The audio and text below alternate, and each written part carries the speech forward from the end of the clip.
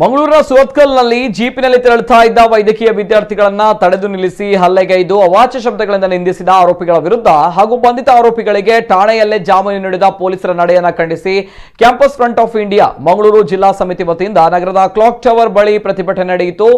ಇಂದು ಸಂಜೆ ನಡೆದ ಪ್ರತಿಭಟನೆಯಲ್ಲಿ ಮಾತನಾಡಿದ ಸಿಎಫ್ಐ ಜಿಲ್ಲಾ ಮುಖಂಡ ಅಶ್ಫಾಕ್ ಬಂಟ್ವಾಳ, ಜಿಲ್ಲೆಯ ಪೊಲೀಸರು ಕೈಗೊಂಬೆಯಂತೆ ವರ್ತಿಸ್ತಾ ಇದ್ದಾರೆ।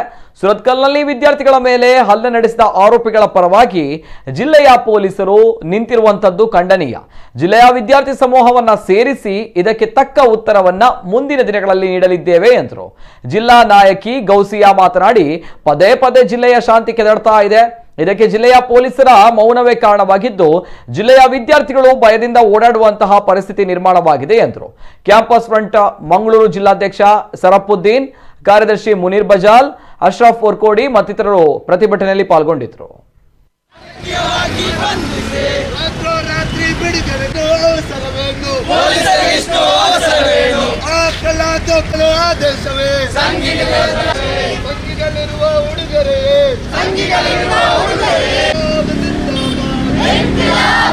ನಮಗೆ ಗೊತ್ತಿದೆ ಇಲ್ಲಿ ಏನು ಇತ್ತೀಚೆಗೆ ನಡೆದಂತಹ ನಿನ್ನೆ ನಡೆದಂತಹ ಸೂರತ್ಕಲ್ ಒಂದು ಇಶ್ಯೂ ಏನಿದೆ,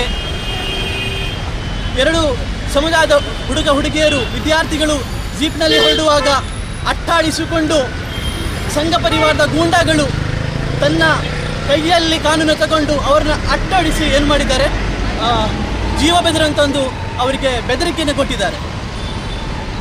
ಏನು ನಾವು ತಿಳಿದಿರಬೇಕು, ಇವರು ಇನ್ನೂ ಇಲ್ಲಿ ನಿಲ್ಲಲ್ಲ, ಇವರು ನಿಲ್ಲಲ್ಲ। ಯಾಕೆ ಅಂದರೆ ಇಂಥ ಒಂದು ಪೊಲೀಸಿನ ಡಿಪಾರ್ಟ್ಮೆಂಟ್ ಏನಿದೆ ಇವರಿಗೆ ಗೊತ್ತಿದೆ ಯಾರು ಇಲ್ಲಿ ಅಂತ ಕೃತ್ಯಗಳು ಮಾಡ್ತಾ ಇದ್ದಾರೆ। ಆದರೆ ಸಮಯವಾಗಿ ಈ ಒಂದು ದೊಡ್ಡ ಅಂತ ದುರಂತ ನಡೆದಿದ ಮೇಲೆ ಯಾರು ಪೊಲೀಸ್ಗಿರಂಥದ್ದು ಕ್ರಮವನ್ನು ತಗೊಳ್ತಾ ಇಲ್ಲ।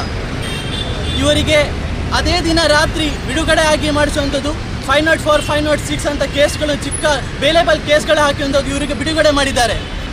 ನಾನು ಇಲ್ಲಿ ಕಮಿಷನರ್ ಹತ್ರ ಕೇಳೋದು, ನಮ್ಮ ಇಲ್ಲಿ ಈ ಪ್ರೊಟೆಸ್ಟಿನ ಒಂದು ನಮ್ಮ ಬೇಡಿಕೆ ಏನಂದರೆ, ಅಲ್ಲಿಯ ಸೂರತ್ಕಲ್ನಲ್ಲಿ ಇರುವಂತಹ ಈ ಪೊಲೀಸ್ ಅಧಿಕಾರಿಗಳಿದ್ದಾವೆ ಅವರಲ್ಲಿ ಸೂಕ್ತ ಕ್ರಮವನ್ನು ತಗೊಂಡು ವಿಚಾರಿಸಿ ಯಾಕೆ ಆ ವಿದ್ಯಾರ್ಥಿಗಳ ಮೇಲೆ ನಡೆದಂತಹ ದಬ್ಬಾಳಿಕೆ ಏನಿದೆ ಅವರ ಮೇಲೆ ಒಂದು ವಿಚಾರಿಸಿದಂಥ ಸಂಘಿಗಳೇನಿದ್ದಾರೆ ಆ ಒಂದು ಕೃತ್ಯ ನಡೆದಿದ್ದಾಗ ನೀವು ಅವರ ಒಂದೇ ದಿನದಲ್ಲಿ ಬೇಲೇಬಲ್ ಕೇಸ್ ಹಾಕನ್ನು ಅವರ ಬಿಡುಗಡೆ ಯಾಕೆ ಮಾಡಲಾಯಿತು ಎಂದು ಕಮಿಷನರ್ಗಳು ಇಲ್ಲಿ ಮಾಹಿತಿಯನ್ನು ಬೇಡಿಕೆಗೊಳ್ತಾ ಇದ್ದಾರೆ। ಆಗ ವಿದ್ಯಾರ್ಥಿಗಳ ಮೇಲೆ ಹಲ್ಲೆ ಮಾಡುವ ಆರಕ್ಷಕರು ಯಾವಾಗ ನಾವು ಬೀದಿಗಿಳಿದು ನಮಗೆ ಇಂತಹ ಕರಾಳ ನೀತಿಗಳು ಬೇಡ ಅಂತ ಹೇಳಿ ಬೀದಿಗಿಳಿದು ಹೋರಾಡುವಾಗ ನಮ್ಮ ಮೇಲೆ ಲಾಠಿ ಚಾರ್ಜ್ ಮಾಡುವ ಆರಕ್ಷಕರು ಯಾಕಾಗಿ ವಿದ್ಯಾರ್ಥಿಗಳ ಮೇಲೆ ಸತತವಾಗಿ ಇಂತಹ ದೌರ್ಜನ್ಯ ನಡಿಬೇಕಾದ್ರೆ ಸಂಘಿಗಳಿಗೆ ಸಪೋರ್ಟ್ ಮಾಡ್ತಾ ಇದ್ದಾರೆ ಅಂತ ಹೇಳಿ ಅರ್ಥ ಆಗ್ತಿಲ್ಲ।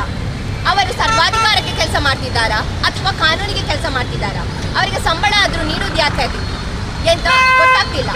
ನಾವು ನೋಡ್ಬೋದು ನಮ್ಮ ಈ ಭಾರತ ದೇಶದಲ್ಲಿ ಯಾವ ರೀತಿಯಲ್ಲಿ ಒಂದು ಫ್ಯಾಸಿಸಂ ಎಷ್ಟು ಹೆಚ್ಚಿದೆ ಅಂತ ಹೇಳಿದರೆ ಇನ್ನು ಪ್ರಜಾಪ್ರಭುತ್ವದ ವಿನಾಶವೇ ಕಾದಿದೆ ಹೊರತು ಎಲ್ಲಿಯೂ ನಾವು ಪ್ರಜಾಪ್ರಭುತ್ವವನ್ನು ಕಾಣಲಿಕ್ಕೆ ಸಾಧ್ಯವಾಗ್ತಿಲ್ಲ।